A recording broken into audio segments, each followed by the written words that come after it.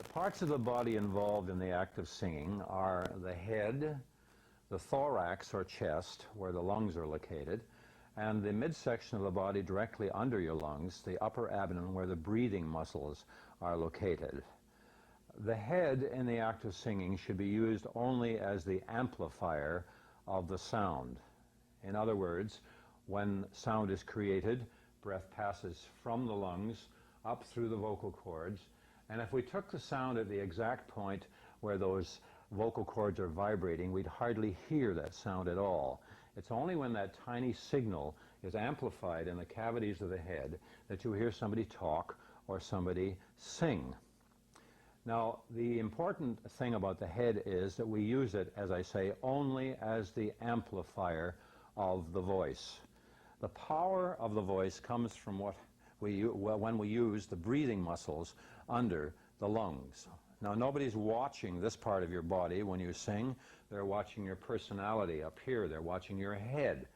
And we want to have as much relaxation as possible in the head area so that we don't have what we notice when we watch a great many singers sing, the cords sticking out on the neck and the veins sticking out, and an obvious look of strain and work attached to the act of singing.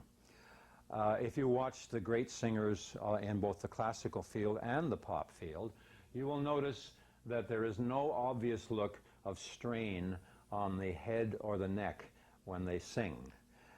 This is doing its job down here, allowing that to a great deal of freedom in this area, okay?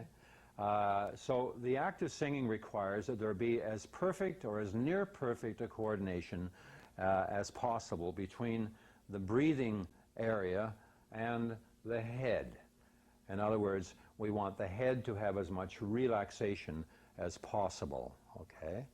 Now, in order to do this, if this isn't doing its job down here, the tendency will be to involve muscles up here.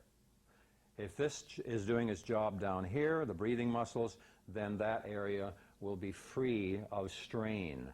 So again, I reiterate, the act of singing requires that there be as near perfect a coordination as possible between this part of the body, where the breathing muscles are located, and the head, where the sound is amplified or resonated.